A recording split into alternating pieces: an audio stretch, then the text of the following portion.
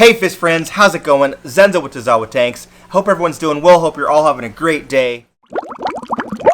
So I'm going to talk a little bit about feeding fish. Now I've made videos before and I'll post some links up here or down in the description. But I've made some videos before talking about feeding your fish, how much to feed your fish, don't overfeed your fish, things like that. So I've made a couple of those videos, so I'll post those.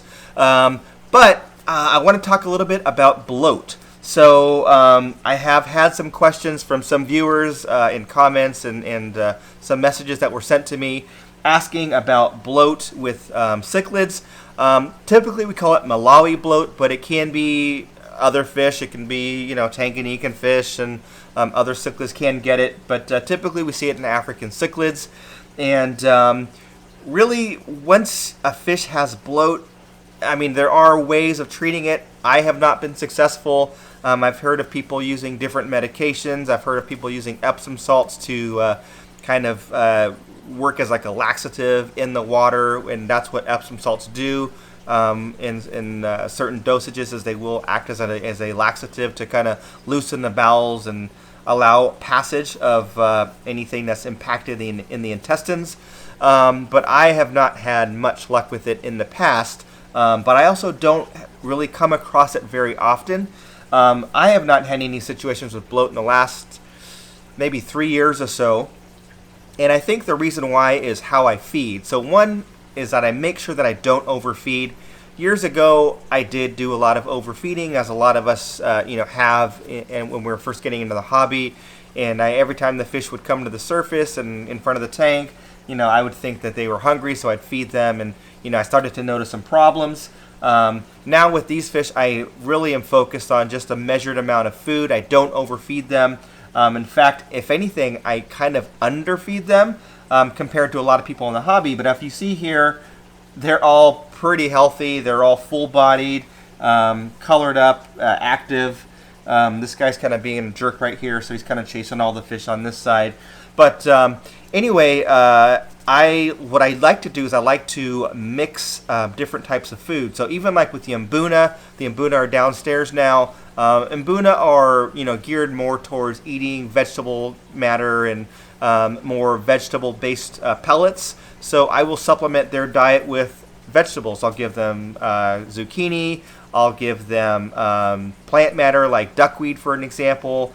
I'll give them spinach and stuff like that. So they eat all of that, which helps them a lot. The fibers in those foods that has a high cellulose count or content, kind of dietary fibers, those help in the digestion and kind of cleaning out their intestinal tract. Kind of like the way it works for us when we eat celery and things like that. It does the same thing. And then another thing that I like to do is I like to feed my fish shrimp, even the mbuna. So brine shrimp works really well. I've used mysa shrimp in the past and other smaller shrimps.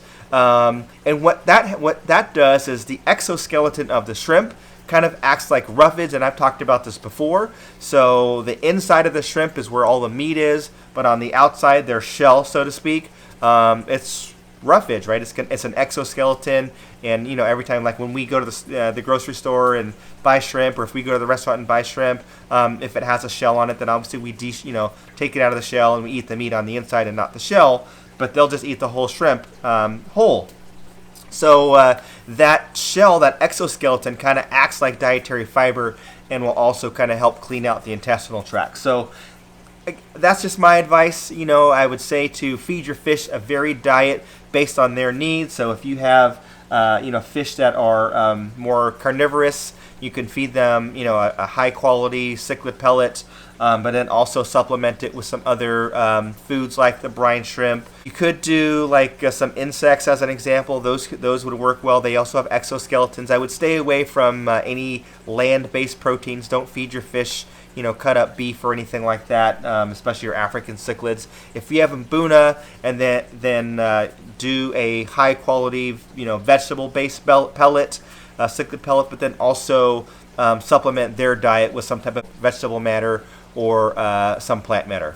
Before I go, I do want to mention that I will have a meet and greet in San Francisco. So those of you who are in the area, if you want to come by and say hey, it'll be on Saturday, August 25th at Hungming Aquarium in Daly City, California, which is near San Francisco, just a few minutes south of San Francisco.